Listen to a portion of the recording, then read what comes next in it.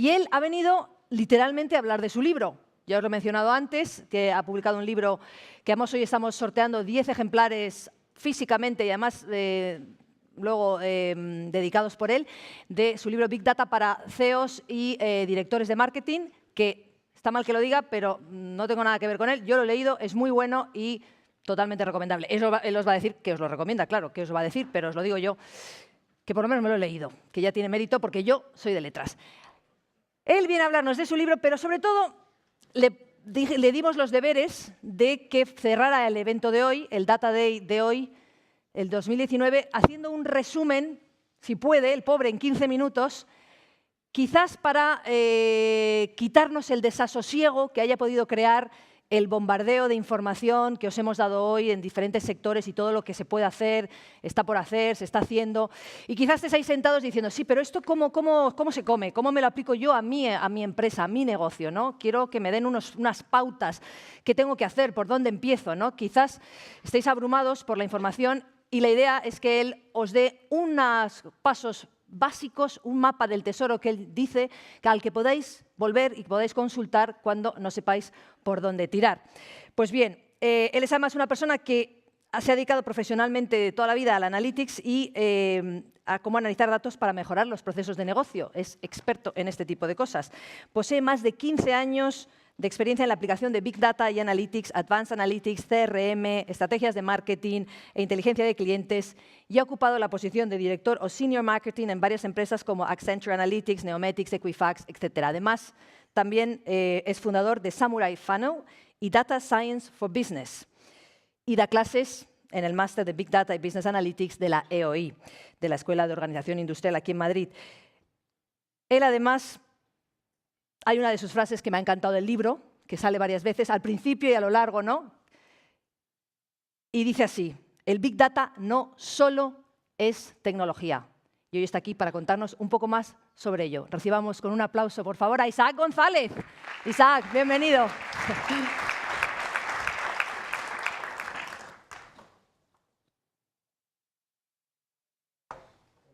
Esa presentación, buenos días, ya casi buenas tardes. Lo primero también agradeceros a vosotros que hayáis esperado hasta el final, porque ya son unas horas en las que el hambre pues, empieza a darnos un poco de urgencia, ¿no? Pero realmente yo creo que la mañana pues, ha sido muy interesante. Yo por lo menos me he tomado un montón de notas, que luego ya por la tarde cuando llegue a la oficina tendré que ponerme a organizar. Pero si tuviera que destacar una idea clave, un concepto clave, es este mensaje de que actualmente ya es una realidad el hecho de que las empresas están evolucionando hacia un modelo data-centric, ¿no? Seguramente vosotros, la mayoría de vosotros, la mayoría de las empresas en las que trabajáis, estaréis afrontando, habréis empezado ya con procesos de transformación analítica, quizá dentro de un marco pues un poco más amplio, ¿no?, de transformación digital. Me ha encantado, por ejemplo, el dato que antes ponía Juanjo, de que era algo así como el 70% de los proyectos de transformación digital en Repsol son proyectos analíticos, ¿no? Son proyectos realmente de transformación analítica. El problema es que cuando pues hay una empresa que decide dar este paso y iniciar lo que a priori pues es algo como muy lógico y de mucho sentido común, ¿no?, que es explotar de manera un poco más avanzada toda la información de la que disponemos, de repente esa empresa o esa persona que le ha caído esa responsabilidad se encuentra con un panorama hipercomplejo, al estilo de alguna diapositiva de estas que supongo que habréis visto muchas veces, ¿no?, que en el fondo lo que intenta es pues condensar en una única diapositiva toda la gama de alternativa tecnológica, de algoritmos y demás que existe dentro del mundo de Big Data Analytics. Y entonces esa persona normalmente lo que piensa es ¿dónde me he perdido? ¿Dónde se ha producido la ruptura entre, pues eso, algo que es una idea de mucho sentido común, que es voy a explotar la información que tengo para mejorar mis procesos de negocio, a de repente llegar a esto? ¿Qué es lo que ha pasado por el medio? Y eso también lo que provoca es que pues, se encuentra un poco con la sensación de que no sé ni siquiera por dónde empezar, ¿no?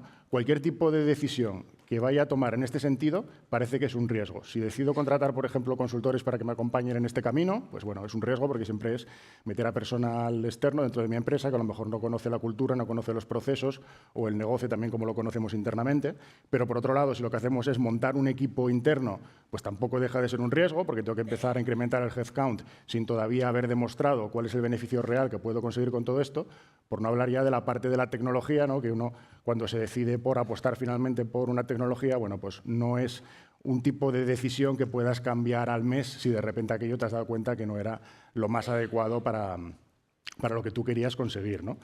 Y entonces lo que pasa, ante este directivo, le ha caído un poco este marrón, entre comillas, de tener que liderar esto dentro de su empresa, pues que se encuentra un poco solo ante el peligro.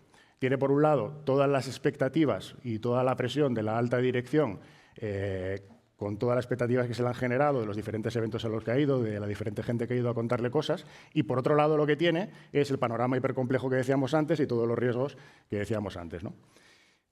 Entonces, lo que suele pasar es que empiezan a aparecer lo que yo llamo 3 diablillos, que se te acaban metiendo en la cabeza y es como si aquello fuera a ser ya el fin del mundo, ¿no? El primer diablillo es el de, vale, esto inicialmente tenía mucho sentido, pero parece que va a ser muy complicado. Luego viene otro que dice, oye, y cuidado que es que además esto tiene pinta de que va a ser muy caro. Y viene un tercer diablillo, que es el de, y además de que es complicado y de que es caro, seguramente esto va a ser un proyecto de riesgo. Y muchas veces esos 3 diablillos lo que acaban consiguiendo es que acabemos metiendo en el baúl y poniendo un poco el candado proyectos que realmente podrían representar una ventaja competitiva muy interesante y realmente llegar a generar mucho valor, pero que al final, sopesando un poco lo que todavía no sabemos que podemos conseguir con el efecto de esos 3 diablillos, pues produce eso, ¿no? Entonces, esto era precisamente lo que yo quería hablaros hoy. ¿Cómo podríamos tener una dirección, una especie de hoja de ruta, de pequeño mapa del tesoro, que nos ayudara de alguna manera a poder empezar dentro de ese proceso de transformación analítica dentro de las empresas con la mayor garantía posible, ¿no? Antes quería que vierais este vídeo, que duraba menos de un minuto, pero que yo creo que consigue transmitir bastante bien el concepto que yo quiero trasladaros también.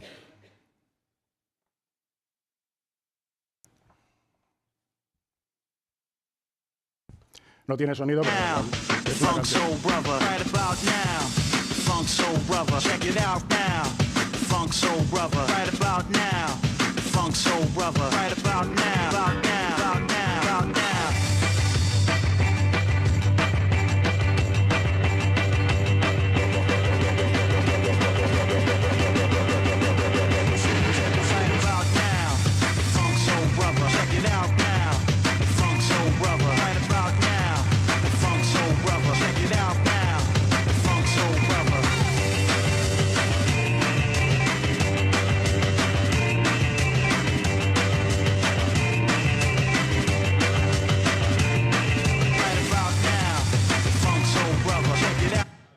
Lo que os ha parecido, como mínimo, innovador, ¿no? Pero también efectivo. Y es que al final lo que tenemos que intentar es buscar pues, el equivalente de lo que sería para nosotros en este contexto que os había planteado antes, de pues, ponernos un poco en la posición de Superman encima de la bici y tratar de hacer las cosas de manera más inteligente y no únicamente pues, apretando los dientes y pedaleando más fuerte, ¿no? Y ese equivalente en nuestro ámbito de este concepto del ciclista es lo que yo llamo el modelo de 4 pasos. Seguramente no es el nombre más marketingiano, tendría que poner algún nombre un poco más en inglés, ¿no? Que tuviera un poco más de pegada, pero que básicamente lo que consiste este modelo es cuando tengáis que iniciar ese proceso de transformación analítica, o si ya estáis metidos dentro de él, seguid estos pasos. El primer paso es empezar siempre por el negocio. El segundo paso es identificar cuáles son los datos que voy a necesitar y cuáles son los algoritmos que voy a necesitar. El tercer paso, y ahora ya sí, es decidir la tecnología que voy a implantar para poder realizar todo esto. Y el cuarto paso es tener en cuenta una serie de factores más intangibles, pero que van a salir seguro, que son factores más pues, desde el punto de vista de gestión y de management, ¿no? Vamos a empezar a ver ahora pues, un pequeño detalle y unas recomendaciones en cada uno de estos pasos, pero aunque es algo que a lo mejor ahora lo estáis viendo y decís, oye, es que es totalmente lógico y es de sentido común, pues es increíble la cantidad de veces que uno ve en las empresas que se empieza la pirámide de abajo hacia arriba en lugar de arriba hacia abajo. Y muchas veces cuando la empresa quiere dar ese paso, empieza o a diseñar cómo va a ser la nueva estructura organizativa o hace una implantación tecnológica y después a ver qué hacemos con todo esto. En una fase en la que yo trabajaba en una de las grandes consultoras, teníamos el departamento de Big Data, pues como dividido entre la gente de Big Data Analytics, Big Data Tecnología. Bueno, pues no era infrecuente que llevaban muchas veces los compañeros de tecnología y decían, por ejemplo, oye, mira, es que llevamos 6 meses montando una superplataforma de Big Data en un banco y ahora nos ha pedido el cliente que si podéis ir a contarle a sus áreas de negocio para qué vamos a usar todo esto, ¿no? Pues eso es increíble, pero sigue sucediendo en el mercado. Hay empresas que son más grandes que se lo pueden permitir, hay otras empresas que tienen un tamaño más pequeño, que los recursos son más limitados, que realmente esa no es la aproximación que deberían utilizar, sino la aproximación buena es la que os voy a contar a continuación. El primer paso es empezar por la parte de negocio, pero cuando decimos la parte de negocio tampoco es negocio en el sentido amplio, voy a empezar a aplicar Big Data en el área de marketing, en el área de riesgos, no. Es identificar proyectos concretos en los cuales voy a poder obtener un retorno de la inversión. Por poner los ejemplos, oye, ¿cómo puedo reducir el time to market, el tiempo que tardo en servir mi mercancía? ¿Cómo puedo reducir el número de roturas de stocks que estoy teniendo? ¿Cómo puedo disminuir el abandono de clientes? ¿Cómo puedo incrementar las ventas en mis campañas comerciales? Es seleccionar un proyecto concreto que además pueda ser medible y sobre todo que en ese momento determinado pues, vaya a generar impacto para la organización, ¿no? Claro, en el momento, bueno, antes de esto, para poneros un poco las cosas fácil, yo os he ido preparando una serie de catálogos para poder ayudaros en cada uno de estos pasos. Entonces, cuando uno va a elegir ese proyecto, pues quizá todavía, si nunca ha hecho ningún otro anteriormente, pues se le quede un poco abierto, ¿no? Y dice, vale, pero sí, entiendo el concepto de que tiene que ser concreto, pero ¿por dónde empiezo? Bueno, pues la buena noticia es que ya lleva bastante tiempo en el mercado aplicándose soluciones de analítica avanzada en diferentes ámbitos de la empresa. Pues en ámbitos de marketing hay mucha experiencia en todo lo que tiene que ver con Customer Intelligence, con la optimización de las campañas comerciales, de conocimiento de los clientes y demás. En el mundo de riesgo se aplican para la adquisición de nuevos clientes, para la valoración de concesión de préstamos, el seguimiento del riesgo de la cartera, incluso los procesos de recobro. En el mundo un poco más de la estrategia, por ejemplo, en temas de canal, para ver qué oficinas tienen o tiendas tienen menor potencial comercial y puedo cerrar, o qué zonas no estoy cubriendo y sí que tienen un alto potencial comercial. En el mundo de fraude, para los procesos de fraude de admisión, para los procesos de fraude transaccional. O sea, en el fondo existe ya una serie de mejores prácticas y de proyectos que son seguros y robustos que te facilitan mucho las cosas a la hora de empezar a trabajar estos proyectos porque sabes que bueno, pues ya tienen una garantía de haber sido testados muchas veces en el mercado, ¿no? En el momento en el que he elegido uno de estos proyectos, el siguiente paso es seleccionar, vale, y ahora, ¿qué datos necesito para poder abordar este proyecto y cuáles son los algoritmos que voy a utilizar?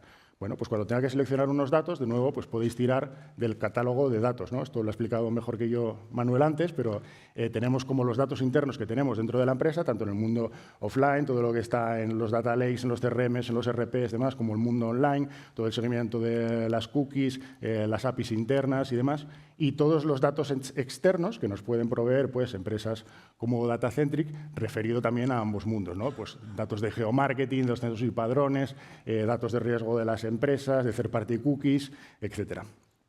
Una vez que hemos seleccionado cuáles son los datos que vamos a necesitar, entonces sí que podemos también reducir la complejidad desde el punto de vista de los algoritmos. Porque al final los algoritmos lo que hacen es procesar datos y procesan diferentes tipologías de datos. Entonces, si yo ya tengo claro qué datos son los que voy a necesitar concretamente en mi proyecto, también puedo seleccionar concretamente los algoritmos. Y tenemos algoritmos para todo. Nunca hemos tenido ni más datos ni más algoritmos que ahora. El problema es que quizá tenemos demasiados y no sabemos cuáles tenemos que utilizar, ¿no? Pero que tienes que hacer calidad de datos, pues tienes unos algoritmos. Que tienes que hacer business intelligence, tienes otros algoritmos. Segmentaciones, análisis predictivos más avanzados, análisis de tipos especiales de información, como información de texto, como información en vídeo, como información en imágenes. Tenemos todo el abanico, ¿no? Una vez que ya sabemos los datos, seleccionamos el algoritmo. Y el siguiente ya paso es, ahora sí que ya toca, identificar la tecnología. Y aquí básicamente las decisiones que vais a tener que tomar pues son dos grandes decisiones. La primera de ellas es si apostáis más para ese proyecto por una tecnología tradicional o por una tecnología Big Data, y la segunda es si hacéis una implantación más on-premise dentro de la compañía o utilizáis servicios cloud o a veces una solución híbrida que también se suele utilizar, ¿no? En cuanto a la primera, pues lo mismo, tampoco, nunca hemos tenido más tecnologías. El problema es saber identificarlas. Yo os he puesto aquí, pues simplemente para que os sirva como referencia, unas tecnologías adaptadas al tipo de análisis concreto que queramos realizar, ¿no? Oye, pues si queremos hacer ETLs, ¿qué tipo de tecnologías tenemos? Si queremos almacenar datos, si queremos hacer Advanced Analytics, tanto en el mundo tradicional como en el mundo de Big Data. Es una referencia como criterio. No están todas, lógicamente, que nadie se me enfade en la audiencia, se trabaja en algún proveedor que no está aquí recogido, ¿vale? Simplemente es para ayudaros a la hora de decir, oye, pues si yo quiero hacer concretamente este tipo de análisis, pues mira, como ejemplo, tienes este tipo de herramientas disponibles que puedes utilizar. En cuanto a tirar por la parte de la izquierda o la parte de la derecha, bueno, pues ahí los criterios básicamente son tres, ¿no? Si no vas a utilizar una cantidad de información tan desmesurada que, digamos, los procesos con tecnologías tradicionales serían demasiado lentos, si no vas a utilizar información en tiempo real o si no vas a utilizar información no estructurada, pues quizás con lo que ya tengas en este momento en la empresa de tecnologías tradicionales, de bases de datos relacionales, software analítico tradicional, quizá te sea de sobra, ¿no? Si tu proyecto requiere alguno de esos tres criterios, pues entonces ya la recomendación sería irse a la parte de la derecha y seleccionar una tecnología de Big Data. La segunda decisión dentro del mundo de la tecnología decíamos que era, vale, y ahora que ya tengo claro más o menos cuál es el stack que quiero, ¿Qué hago? ¿Lo desarrollo internamente dentro de mi empresa o me voy a cloud, levanto unos servidores, lo utilizo, después la pago y demás? Bueno, obviamente cada proyecto pues hay que tomar su decisión, ¿no? Pero aquí también, para ayudaros en los criterios que tenéis que tener en cuenta, básicamente, yo creo que el gran concepto es, si tú quieres tener un mayor control sobre el stack tecnológico que vas a montar, y además también una cosa que les preocupa mucho a las empresas es saber que los datos están físicamente dentro de sus propias instalaciones, aunque todos los proveedores de cloud dan muchísimas garantías, pero bueno, siempre es un poco la cosa psicológica de, vale, pero es que los datos están dentro de mi propia compañía, pues esas son un poco las ventajas de la instalación on-premise. Si por el contrario estás a lo mejor iniciando los procesos, todavía no sabes muy bien lo que vas a necesitar y lo que no, necesitas algo que sea más flexible, algo más escalable y en esta fase inicial pues también más eficiente en coste, bueno, pues esos son puntos a la hora de decidirse por una adopción de las tecnologías más en cloud, ¿no? Y luego, además de todo esto, como os decía antes, hay una serie de factores que ya os garantizo 100% seguro que van a salir cuando empecéis a desarrollar todos estos proyectos o si ya lo estáis haciendo dentro de las empresas, ¿no? Los factores de management, los factores de gestión. Son muchos y pueden ser de diferente tipología, pero yo creo que hay principalmente 3 que son los que tenéis que tener en cuenta para pregestionar. El primero es, oye, ¿cómo desarrollo esto desde el punto de vista organizativo, de lo que es la propia estructura de la unidad? ¿Qué hago? ¿Me creo un área independiente, una unidad independiente, quizá una dirección propia que dé soporte al resto de las áreas funcionales de negocio? ¿O creo un mini equipo analítico dentro de cada una de esas áreas funcionales? Por ejemplo, un mini equipo analítico dentro de marketing, otro de riesgos, otro de operaciones y demás. Bueno, pues cada uno tiene sus pros y sus contras y hay que sopesarlo, ¿no? Si además trabajáis en multinacionales, tenéis un poco la siguiente evolución de este problema, que es el tema de lo que se llama los centros de excelencia o los COEs. Es la misma idea llevada un poco al ámbito global. ¿Qué hago? ¿Desarrollo un único equipo que dé servicio a nivel global a todas las geografías, aunque sé que con esto lo que va a provocar seguramente es que ese equipo está más alejado de las necesidades reales de esa geografía y del negocio de esa geografía? ¿O por el contrario, lo que hago es desarrollar en cada una de esas geografías una unidad propia para que esté mucho más pegada al negocio? No es una decisión clara, en cada empresa pues puede decantarse por un lado o por otro, pero es una decisión muy importante, porque al final esta primera decisión que tomes, al igual que pasaba con el tema de la tecnología, va a generar una serie de inercias y una serie de hábitos que después resulta muy difícil de corregir cuando ya has empezado la operativa. Y el tercer punto dentro del área de management es la relación con otras áreas. Claro, estamos metiendo un nuevo tipo de función dentro de la empresa, un nuevo tipo de área que va a tener duplicidades con las áreas más tradicionales. Cuando antes hablábamos de todo el tema de la gestión de la información, vale, y entonces esta información, para tener un time to market más rápido, va a estar en el área de Analytics. ¿Cómo se va a compaginar esto con el ownership, por ejemplo, de la información desde el punto de vista del área de IT? Habrá que organizarlo. Tradicionalmente, por ejemplo, todo el desarrollo de productos recaía más en las áreas de marketing, pero si ahora estamos hablando de que van a ser productos específicamente analíticos, que tiene más sentido que siga estando en marketing o que esté dentro de los equipos de Analytics y lo que has hecho es crear una nueva dirección. Entonces, bueno, esos son todos problemas que, ya os digo, con gran certeza os vais a encontrar al empezar a trabajar todo este tipo de cosas. Y simplemente ya para terminar y para hacer un resumen, lo que vamos a hacer es coger ese modelo de 4 pasos y bajarlo un nivel más a 8 iniciativas concretas, que son las que yo recomendaría a la hora de realizar los procesos de transformación analítica. Y vamos a intentar ir dando caza a cada uno de esos diablillos que hacían que al final acabáramos metiendo el proyecto dentro del baúl, ¿no? Entonces, paso número 1, selecciona un problema de negocio que sea concreto y medible. Con eso vamos a conseguir reducir la complejidad y vamos a conseguir reducir el coste. Paso número 2, apóyate en el catálogo de proyectos testados que ya vimos. ¿Para que vas a reinventar la rueda? Vete sobre seguro, con eso reducirás mucho el coste y reducirás también la complejidad de entrada. Paso número 3, usa el catálogo, bueno, no se ve muy bien, ¿no? Pero usa el catálogo de datos, incorpora solamente los que vas a necesitar para ese proyecto. Es decir, no intentéis hacer un enfoque de voy a crear el sistema de información y después ya veré para qué voy utilizando cada uno de estos tipos de datos. Hacerlo al revés, seleccionar primero el problema de negocio en el punto de 1 y haced una selección de los datos mínimos viables que vais a necesitar para resolver ese problema. Con eso vais a conseguir reducir mucho el coste del proyecto. Paso número 4, coge el catálogo de algoritmos e identifica los que vas a necesitar para ese objetivo y para gestionar esos datos. Con eso reduces la complejidad. Paso número 5, identifica la tecnología mínima viable para los datos y algoritmos que vas a necesitar. Con eso reduces la complejidad y reduces significativamente el coste. Paso número 6, forma tu equipo solo en los gaps existentes para resolver ese problema. Reduces el coste y reduces el riesgo. Paso número 7, y este es fundamental, ejecuta el proyecto y céntrate en obtener un retorno de la inversión y, sobre todo, en saber paquetizar y saber vender bien internamente cuál ha sido ese retorno de la inversión. Y digo que esto es fundamental porque cuando consigues esto, cambia internamente el ángulo desde el cual te analizan internamente en tu empresa. Al principio eras un ángulo de coste, vale, pero ¿y esto cuánto me va a costar? Y cuando en experiencias anteriores has dicho, oye, mira, esto ha costado X y ha devuelto 10X, pasas a ser analizado bajo el ángulo del retorno de la inversión. Y eso es totalmente diferente de cara a obtener financiación, a obtener recursos y a obtener las posibilidades para nuevos proyectos. Y paso número 8, simplemente repite y escala este proceso. Y ya veréis que el primero va a costar un poco más, el seguro seguramente saldrá mejor y a partir del tercero o el cuarto habréis generado ya pues, una serie de inercias, una serie de hábitos dentro de la empresa que van a hacer que hayáis conseguido un poco esa transformación al modelo data-centric que comentábamos al principio.